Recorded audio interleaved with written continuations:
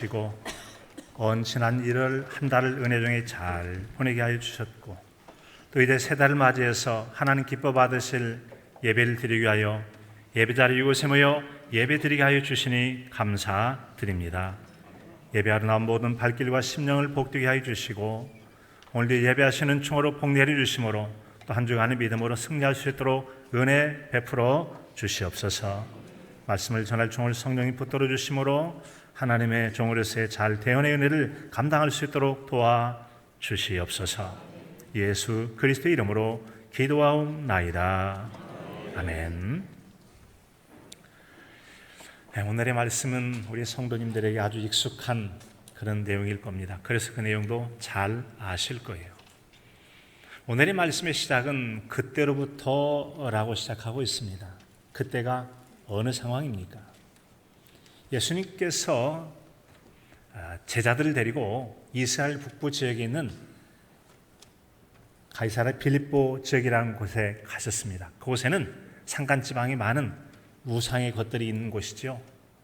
그곳에서 예수님은 제자들에게 물으셨습니다. 사람들이 나를 누구라고 하느냐? 사람들의 자신에 대한 생각 혹은 고백을 들으셨습니다. 그 다음에는 제자들에게 물으시죠. 너희는 나를 누구라고 하느냐? 사람들의 그런 이야기를 떠나서 자신으로부터 신앙의 훈련을 받았던, 그리고 자신이 행하는 모든 일들을 보았던, 경험했던 제자들에게 그래 조금은 다른 내용을 기대하면서 너희는 나를 누구라고 하냐고 물으셨던 겁니다. 그에 대해서 제자 중에 하나인 베드로가 주는 그리스도시요 살아계신 하나님의 아들이십니다 라고 하는 고백을 하게 됩니다. 주님 마음이 얼마나 기뻤던지 그에게 크게 칭찬하시고 놀라운 약속의 말씀을 주셨습니다. 바로 그때 그와 같이 그들의 믿음을 확인하시고 칭찬과 약속을 주신 바로 그때로부터 우리 주님께서 이제 비로소 자신의 말씀을 하셨다라고 하는 그런 내용이죠. 그 말씀은 바로 오늘 말씀 보니까 제자들이 믿음을 확인하신 후에 이쯤 되면 이런 말을 해도 되겠구나 해서 자신의 장래에 관한, 내가 많은 사람에게 잡혀서 고난을 받은 다음에 죽임을 당할 것이다. 하지만 내가 다시 살아날 것이라는 부활이라고 하는 놀라운 약속의 말씀을 들려주신 것입니다.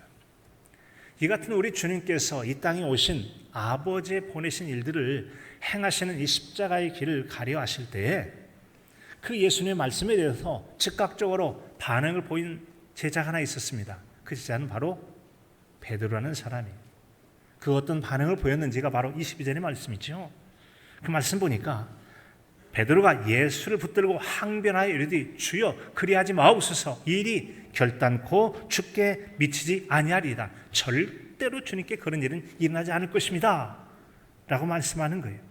근데 그같이 이 베드로가 예수님 앞에 즉각적으로 여러분 반응을 보이면서 거칠게 항의라는 것을 볼 수가 있습니다. 자, 여러분 여기서 항변했다라는 말은 다른 표현으로는 항의하다라는 뜻이에요. 왜 베드로는 그렇게 예수님께 거칠게 항의를 했을까요? 사람들이 일반적으로 누구에게 항의하다, 즉 이것은 나는 반대요, 누군가의 말에 반대 의견을 표현할 때는 그만한 이유가 있습니다. 일반적으로 사람이 누군가에게 대해서 나는 당신의 의견에 반대합니다, 항의하고 항변하는 경우에는 내 생명 혹은 생존에 위협을 당할 때, 내가 가지고 있는 소유나 재산을 빼앗길 때, 내가 가진 권리나 어떤 자격들을 제한하거나 박탈할 때 나 그거 동의하지 못합니다, 반대하고 항의를 하게 되어지죠. 자, 그렇다면 여러분, 베드로는 왜 예수님께서 자신이 많은 고난을 받고 십자가에 죽임을 당한 다음에 사흘 만에 살아날 거에 대해서 그러니까 항의를 했을까요? 자신과 무슨 직접적인 이해관계가 있길래 그랬을까를 추정해 보게 됩니다. 그에 대한 내용을 바로 예수님께서 말씀하신 23절의 말씀을 통해서 우리는 알 수가 있죠. 베드로 항변한 이유가 뭡니까? 예수님께서 하신 말씀에 보면 사탄아 내 뒤로 물러가라. 너는 나를 넘어지게 하는 자로다. 너는 하나님의 일을 생각하지 않고 사람의 일을 생각하는 도다 라고 말씀하신 겁니다. 그가 바로 하나님의 일을 생각하지 않고 사람의 일을 생각함으로 예수님께서 이 땅에 보냄받은 하나님 아버지의 일을 행하려 할 때 너는 나를 넘어지게 한다. 너는 나의 장애물이야. 너는 나의 일을 행하는데 회방꾼이야. 걸려 넘어지게 하는 존재야. 라고 말씀하신 거죠. 바로 그와 같이 행하는 일은 꼭 마귀가 하는 일과 다를 바가 없다. 그러므로 사탄아 내 뒤로 물러가라 라고 아주 단호하게 우리 주님께서 책망에 말씀을 하신 것입니다. 이처럼 우리 주님께서 왜 그에게 사탄아 내 뒤로 물러가라 라고 말씀하셨는지에 대한 내용을 명료화시키죠. 이유는 간단합니다. 하나님의 일을 생각하지 않고 그래도 제자로 훈련받은 그런 사람이 바로 사람의 일을 생각함으로 오히려 우리 주님께서 하실 하나님의 일에 대해서 도움과 힘과 협력자가 아니라 도리어 회방자가 된 거죠. 걸려 넘어지게 하는 장애물이 되는 그런 사람의 역할을 했기 때문에 그런 책망을 듣게 된 것입니다. 한마디로 말해서 베드로가 예수님께 항변한 이유 반대요 라고 의견을 제시했던 것은 한마디로 말하면 사람의 일을 생각했다. 이것은 바로 세상 사람들이 흔히 하는 생각, 그런 생각을 가지고 예수님께 대들었다는 얘기입니다. 거칠게 항의했다는 얘기죠. 일반적인 세상 사람의 생각이라는 게 뭐겠습니까? 여기 보면 인간적인 계산을 했다 그런 얘기 아니겠습니까? 진정으로 우리가 예수님을 잘 따르려면 이어지는 24절에 보니까 아무든지 나를 따라오려든 자기를 부인하고 자기 십자가를 지고 나를 따르지니라라고 했어요. 그런데 내가 부인되지 않는 거죠. 내 이해 계산, 이해 수지 타산을 생각해 보니까 예수님이 십자가에 달려 죽으시면 안 되겠거든요. 그러니까 이 자기가 부인이 안 되는 거죠. 그리고 주님 따라가려면 그런 어려움도 힘듦도 감수하고 따라가야 되는데 내가 손해볼 것 같으니까 그렇게는 못하겠다는 것이죠. 그 주님 그렇게 못 따라가겠다. 이것이 바로 사람 일을 생각하는 베드로의 모습이라고 해요. 이 같은 베드로의 모습과 같은 사람의 일을 먼저 생각하는 사람은 하나님의 일을 회방하고 오히려 그렇게 행하려 하는 사람을 믿음에 넘어지게 하는 역할을 할 수 있다는 점이죠. 심지어는 예수님에게조차 예수님의 제자라는 사람이 그런 일들을 우리에게 보여주지 않습니까? 우리가 만약에 그런 일을 하게 된다면 이 시대에 주님께서 오신다면 우리에게도 그렇게 말씀하지 않겠어요? 사탄아 내 뒤로 물러가라. 어떤 사람이 사탄의 일을 행하는 사람이겠습니까? 바로 하나님의 뜻을 생각하지 않고 인간적인 계산으로 인간적인 생각으로 하나님의 일을 가로막게 됐을 때 장애물이 되고 걸려 넘어지게 하는 자가 되고 회방꾼이 되어서 사탄은 내 뒤로 물러가라는 그 말을 들을 수 있다는 점이죠. 그렇다면 예수님께서 말씀하신 사탄은 어떤 존재이기에 우리 주님 그렇게 말씀하신 겁니까? 요한계시록 12장 9절에 보면 큰 용이 내쫓기니 옛뱀 곧 마귀라고도 하고 사탄이라고도 하며 온 천하를 꾀하는 자라. 그가 땅으로 내쫓기니 그의 사자들도 그와 함께 내쫓기니라. 사탄, 악의 무리의 우두머리가 따라가니까 쫄개들도 우르르 따라갔다는 거죠. 어디로? 세상으로 내버림 받았다는 거예요. 우리가 사는 세상 가운데 사탄의 역사가 들끓는 이유는 바로 추방당한 사탄이 있기 때문에 그런 겁니다. 자, 이 같은 여름은 사탄이라고 시작했던 존재가 마귀, 즉 옛뱀 곧 마귀라고도 하고 사탄이라고도 하며 하는 걸로 봐서 사탄과 마귀가 같은 존재임을 알 수 있죠. 그리고 그는 뭐라고 했어요? 온 천하를 꿰는 자라. 온 세상 사람들의 마음을 거짓으로 속여서 악에 빠뜨리고 악을 행하도록 하는 존재가 사탄 마귀라는 거죠. 그래서 이 사탄 혹은 이 마귀라는 존재를 이제 찾아보면 어떤 존재입니까? 파귀자요, 대적자요, 비방자요, 이간하는 자요, 회방하는 자요, 고소하는 자다. 그랬어요. 뭐 헬라 말이라고 하는 저 로마의 말로는 디아볼로스라고 하고 이스라엘 말, 히브리 말로는 사탄이라고 말하는 그 존재가 바로 그런 존재예요. 회방꾼, 대적자, 이간하는 자, 고소자, 여러분 회방자 이런 존재라는 거죠. 그리고 천하를 꾀하는 자다. 이를 종합해보면 거짓으로 사람을 꾀하는 것이고 이 같은 이 사람을 꾀해서 악에 빠뜨리고 하나님을 따르지 못하고 죄에 빠져서 자기 종을 삼으려는 사탄이 어떤 존재인지를 알 수 있어요. 이 같은 사탄은 이런 마귀는 대상을 가리지 않습니다. 우리가 잘 알고 있는 예수님께서 요단강에서 세례를 받으시고 올라올 때 성령님 이끌림 받아 광야로 나가시게 되는데 그때 누가 찾아오죠?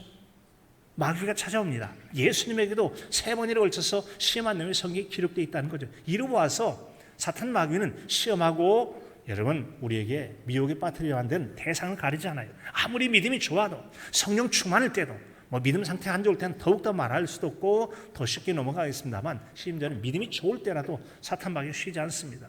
성령이 이끌려 나가신 하나님의 아들인 예수님에 대해서까지 마귀가 도전한다면 우리에게 당연히 그러지 않겠습니까? 하여튼 베드로가 예수님께 항변한 것은 대적자 사탄이 하는 것과 같은 일이었기에 예수님은 지체하지 않고 사탄아 내 뒤로 물러가라 라고 했습니다. 너는 지금 내 앞에서 장애물이 될 자가 아니라 내가 하는 하나님의 일에 순종한 일을 보고 따라와야 되지 네가 앞에 가로막을 존재는 아니다. 그러므로 뒤로 가 라고 주님께서 물리치신 것입니다. 잘 아시는 것처럼 여러분, 베드로가 그전에는 어떤 믿음을 고백했던 사람입니까? 사람들이 나를 누구라 하더냐? 어쩌고 저쩌고. 그렇다면 너희는 나를 누구라고 하느냐? 주는 그리스도시요 살아계신 하나님의 아들이십니다. 살아계신 하나님의 아들이십니다. 주님은 살아계신 하나님의 아들이십니다. 먼저 그런 주는 그리스도라고 했잖아요. 그리스도는 기름 부음 받은 자라는 뜻이잖아요. 주님은 우리 왕이십니다. 우리의 선지자십니다. 우리에게 여러분 제사장이십니다. 그런 분으로 고백한 다음에 그리고 또한 당신은 바로 하나님의 아들이시지 않습니까? 라고 고백했던 사람이에요. 그가 아마도 성령님의 감동하심 가운데 입술로는 고백을 했을 텐데 마음에 깊이 녹아든 그런 여러분 그런 성숙한 믿음의 고백은 아니었던 것 같아요. 그러니까 감동하심으로 입술로 고백을 했을지 모르지만 마음에 깊이 새겨진 믿음이 아니었기에 입으로 고백하는 신앙과 자기 눈앞에 이해관계에 문제가 생겼을 때 즉시 그런 모습을 보였던 이 베드로의 모습을 볼 때 여러분 연약한 우리의 모습도 한번 보는 것 같지 않습니까? 나름대로 신앙이 있다고 생각하는 성도들도 막상 우리 눈앞에 이해득실과 관련된 문제가 생기면 먼저 주님은 그리스도십니다. 살아계신 하나님이시죠. 그러니까 우리가 하나님의 아들이신 당신의 말을 따라 온전히 내 자신을 포기하고 부인하고 십자가를 지닌 심정으로 따라가겠습니다 라고 하지 잘 못하지 않습니까? 뭘 생각하죠? 당장 내가 뭘 손해보는가, 뭘 이득 보는가, 요거 먼저 생각하느라고 깜빡하다가 믿음의 길을 혹은 주님을 향한 믿음의 자리에서 벗어나서 사탄의 내리 물러가라고 이런 책망을 들을 수 있는, 그게 바로 연약한 우리의 신앙의 모습 아닙니까? 우리가 진정으로 자기를 부인하고 자기의 십자가를 지고 주님을 따를 정도의 신앙이 된다면 결코 주님께 책망받지 않을 겁니다. 오히려 잘했다 바요나 시몬아 내가 잘하였도다 라고 하는 칭찬과 함께 놀라운 약속을 주신 것처럼, 천국 열쇠를 주시겠다는 약속을 주신 것처럼, 그 믿음의 반석에 내 교회를 세우겠다는 약속을 주신 것처럼 놀라운 하나님의 칭찬과 격려와 약속이 뒤따르게 될 줄로 믿습니다. 여러분, 우리가 진정으로 우리 마음 자세가 달라지고 또 우리가 주님에 대한 바른 신앙 고백을 견고히 갖게 된다면 같은 상황을 봐도 그 상황을 다르게 보고 다른 느낌과 감정과 믿음의 고백을 가지고 놀랍도록 신앙 고백하고 말하고 살아가는 모습을 보여줄 것입니다. 차이가 나는 모습을 보여줄 수 있을 거예요. 어제 새벽에 여러분 새벽기도 끝나고 나니까 잠깐 인터넷 뉴스를 보니까 뭐 궁금하기도 했잖아요. 기쁜 소식이 하나 있었죠. 뭐였습니까? 네, 아시안컵 한국이 4강에 들어갔다는 거예요. 사실 맞섰던 팀은 호주라고 해서 그들은 여러 날 쉬었습니다.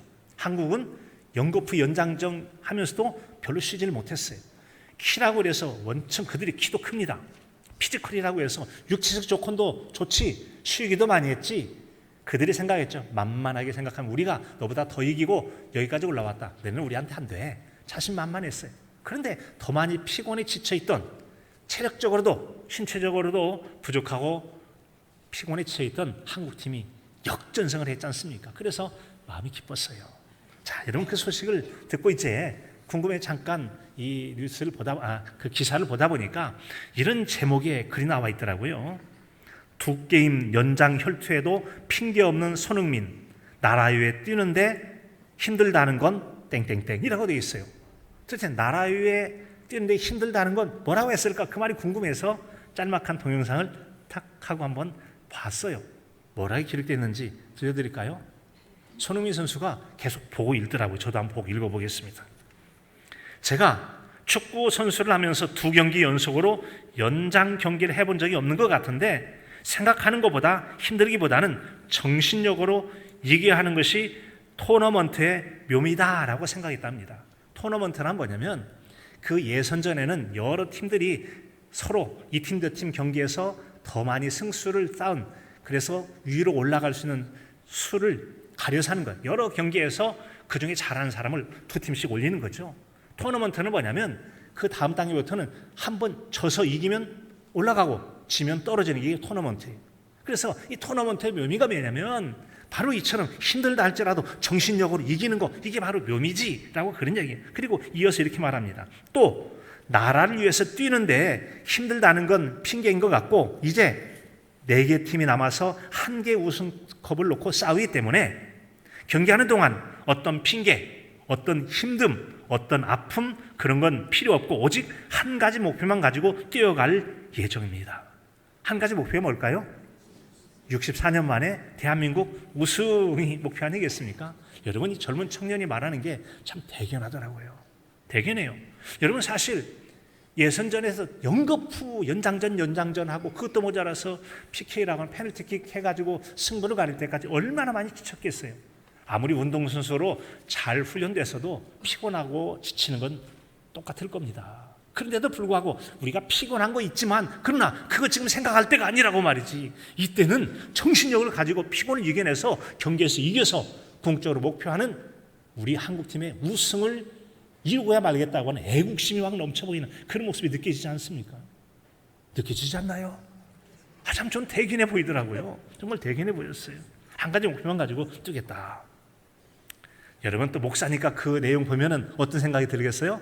직업병이라고 발동하죠. 성도라면 이 사람들이, 운동선수가 여러분 국가를 위해 생각한다면 신앙인들은 뭘 생각해요? 하나님의 나라, 천국을 생각하면, 하나님 나라를 생각하면서 열심히 믿음 생활 잘해야 되지 않겠느냐, 그 생각하지 않겠어요? 너희는 먼저 그의 나라와 의를 구하라. 그러면 이 모든 것을 너에게 더하시리라. 먹든지 마시든지 무엇을 한지 하나님의 영광을 위하여 하라. 여러분, 운동선수가 그 나라 사랑하는 마음을 가지고 열정적으로 피곤한 가운데 정신력 가지고 이겨보겠다 한다면 성도에게는 뭘 얘기할 수 있는 거죠? 하나님 나라 천국을 생각하면서 어렵고 힘들지만 인내하는 신앙을 가지고 굳건히 인내하며 우리가 믿음의 승리를 경주해 보리라. 이런 그런 마음, 그런 생각 같지 않겠어요? 우리도 그같이 여러분 칭찬과 상급이 있는 신앙생활을 하려면 어찌하면 좋겠습니까? 오늘 베드로 사도 보면은 사탄아 내 뒤로 물러가라 책망을 들었거든요. 사실 여러분, 우리가 살아가면서 부모나 친구, 또 일가 친척 선생님이나 이런 분들로부터 칭찬과 격려를 받으면 용기가 생겨요. 자존감도 생기고 담담 생겨서 더 열심히 해야지, 그런 마음도 생기게 되죠. 그래서 어려움도 맞서서 이겨내면서 내가 이기면 또 칭찬받고 격려받을 거야, 그런 마음이 들 겁니다. 그런데 사람에게조차 여러분 이 책망 듣고 또 뭐 존경하는 분한테면 더욱더 마음이 낙심될 겁니다. 그런데 예수님께로부터 말이죠. 사탄아 내 뒤로 물러가라, 그런 말을 들었으니 베드로가 얼마나 마음이 낙심되고 좀 상처를 입겠습니까? 예수님 믿고 따르긴 따르지만 마음 한켠에는 마음의 상처를 가지고 믿음 생활할 가능성도 있을 거라는 거죠.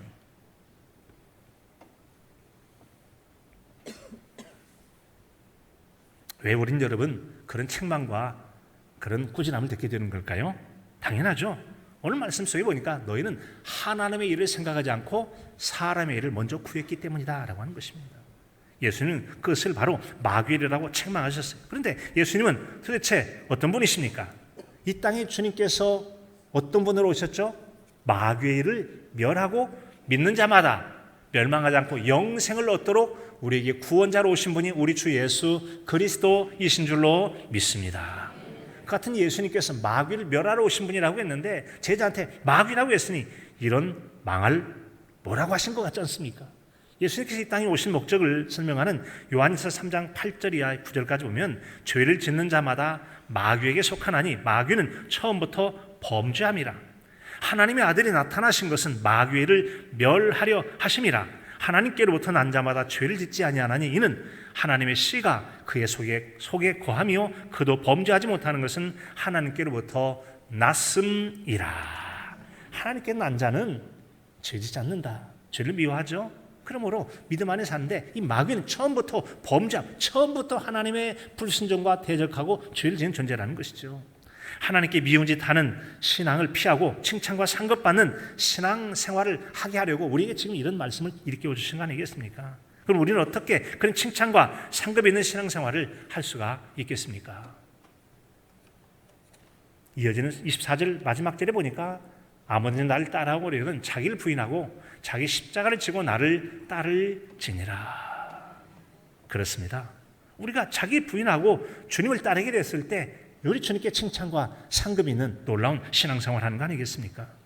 자, 그런데 문제는 이처럼 우리가 주님을 믿고 따르고자 할 때 혹시 우리 주님 믿고 따르다가 내가 이 땅에서 원하는 거 못 얻으면 내가 크게 손해보는 거 아니야? 라고 하는 이 피해의식, 손해의식이 있을지도 모르겠어요. 만약에 우리 예수님 믿고 따르는데 내가 주님 앞에 손해보고 주님 앞에 드리는 헌신보다 훨씬 더 큰 상급을 주신다, 복을 주신다고 생각한다면 괜찮아. 이거 조금 잃지만 나중에 주님께서 훨씬 더 큰 복을 주실 것이니까, 상을 주실 거니까, 상 받을 거니까 라고 생각한다면 기꺼이 열정을 가지고 인내하는 믿음 가지고 여러분 그렇게 행하지 않겠습니까?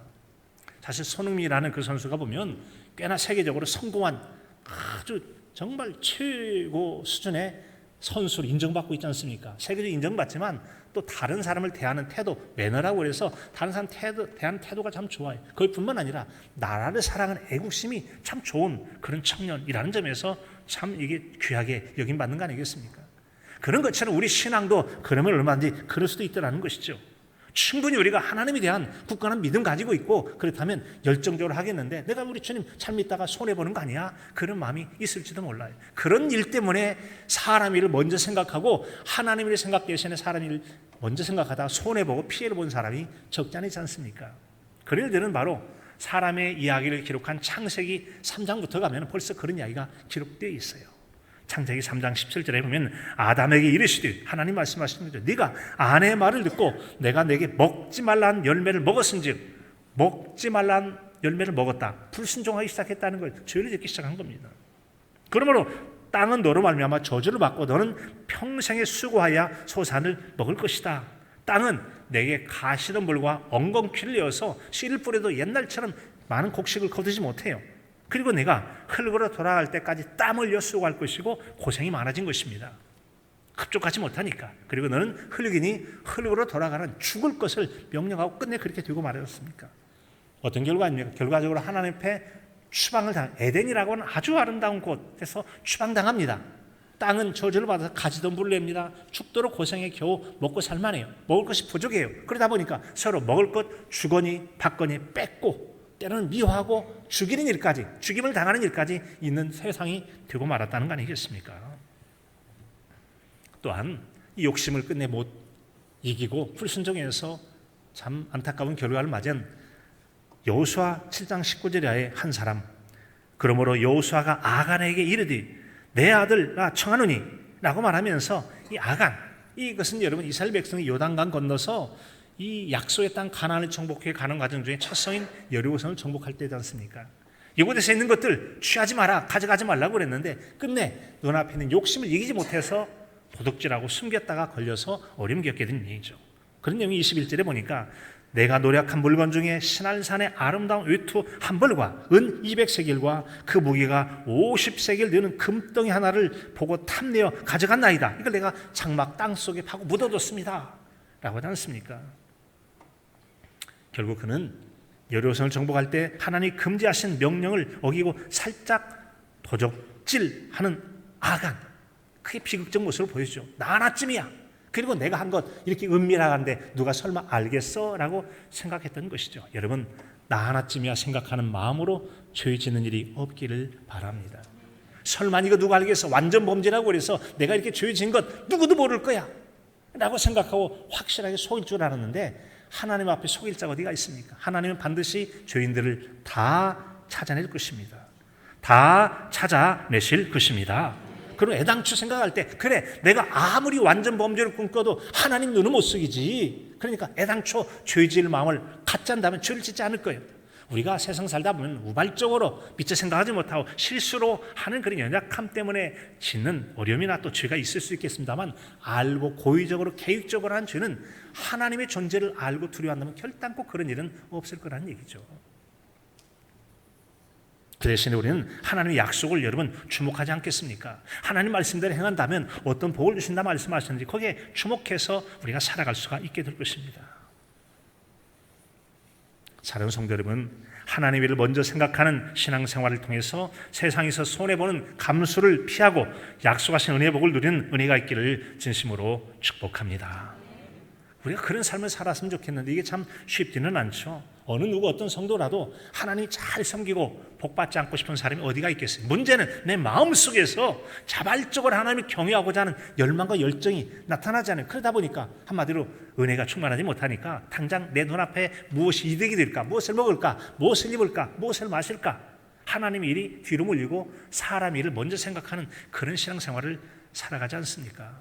그러나 우리에게 은혜가 회복되어지면 하나님의 일을 먼저 생각하고, 그리고 내가 하는 헌신과 봉사라는 건 당연하지, 내가 하나님께 받은 은혜가 얼마나 큰데 라고 여러분 그렇게 고백하며 살지 않겠습니까? 그런 내용을 시편 116편 12절에서는 이렇게 들려주고 있지 않습니까? 내게 주신 모든 은혜를 내가 여호와께 무엇으로 보답할꼬? 하나님께 내게 베푸신 은혜가 얼마나 큰지 내가 어떻게 하나님께 은혜를 보답했으면 좋을지 모르겠네 라고 생각하면서 뭔가 보답하는 신앙생활을 하더라는 것이죠. 다음으로 하나님께 약속하신 상급이나 복을 바라면서 하는, 즉 하나님의 보상과 은혜를 기대한다면 우리가 기꺼이 즐거운 마음으로 우리가 하나님의 일을 먼저 생각하는 신앙생활을 할 수가 있을 것입니다.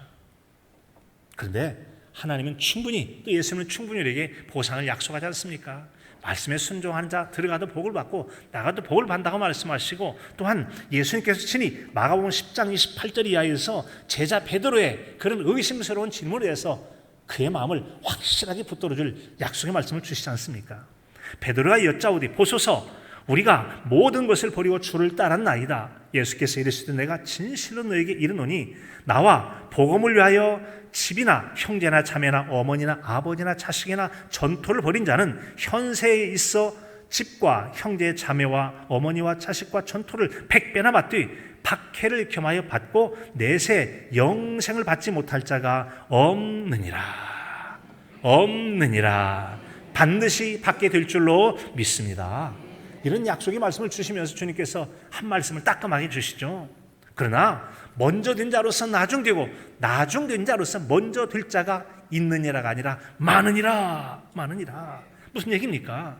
신앙이 앞섰던 사람이 뒤로 밀리게 됩니다. 먼저 출발해서 내가 너보다 신앙생활도 오래 했고 많이 했고 여러 신앙적 직분도 많이 가졌다. 내 은혜가 충만할 것 같은데 뒤쫓아온 사람에게 추월당하는 것처럼 신앙이 역전되는 일들이 얼마든지 많이 있다고 말씀하세요.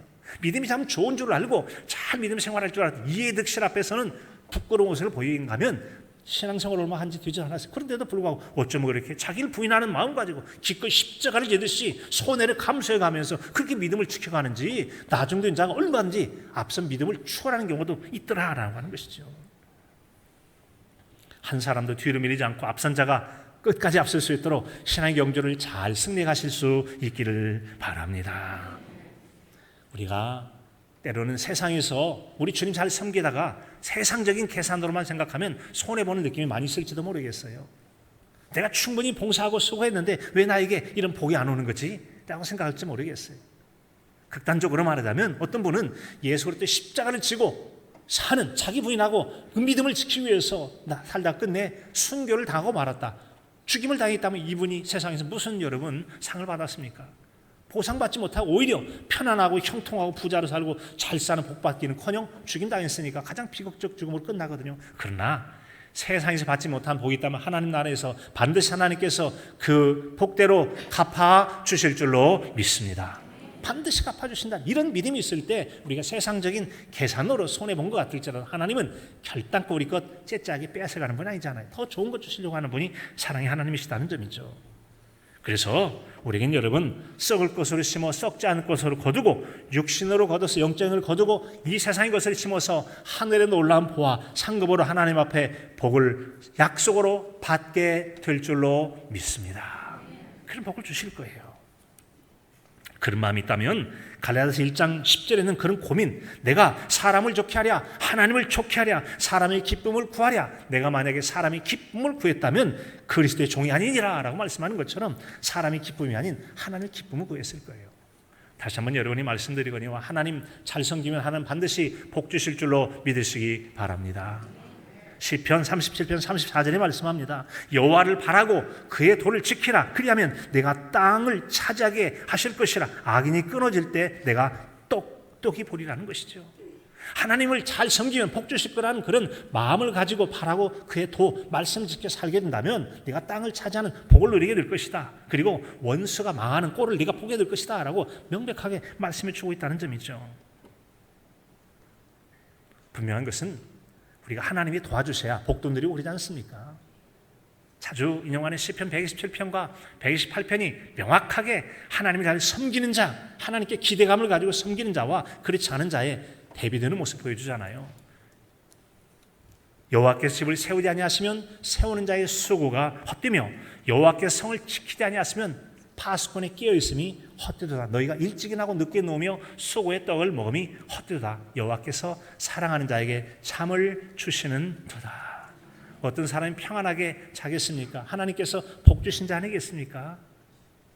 그렇지 않고 여러분, 우리가 애쓰고 수고하는데 늘 불만족하고 부족하다면 그 마음이 평안함을 얻지 못해요. 두려움이 있어요. 그러다 보니까 평안한 잠을 이루지 못하게 되는 것이죠. 하나님께 평안히 쉬기도 하며 행한 대로 누리는 복을 베푸시는 은혜를 누리시기를 진심으로 축복합니다. 그런 비결이 바로 시편 128편이 여호와를 경외하며 그 도를 행하는 자마다 복이 있으며 내가 내 손이 수고한 대로 먹을 것이라 내가 복되고 형통하리로다. 경외하는 자예요. 도를 행하는 자예요. 그런 자에게 하나님께서 복을 주실 것이다 라고 말씀하십니다.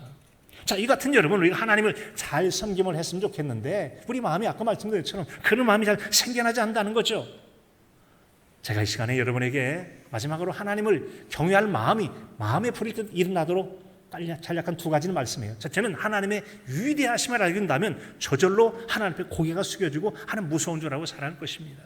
두 번째로는 그 두려움만 가지고 있다면 두려움 때문에 하나님을 섬기겠지만 하나님께서 내게 대해 베푸신 사랑과 은혜가 얼마나 큰지를 알게 된다면 그 사랑에 대해서 내가 받은 은혜를 무엇으로 보답할까 하는 자발적으로 우러나는 그런 마음을 가지고 경외심을 가진 하나님을 섬기게 될 것이라는 거죠.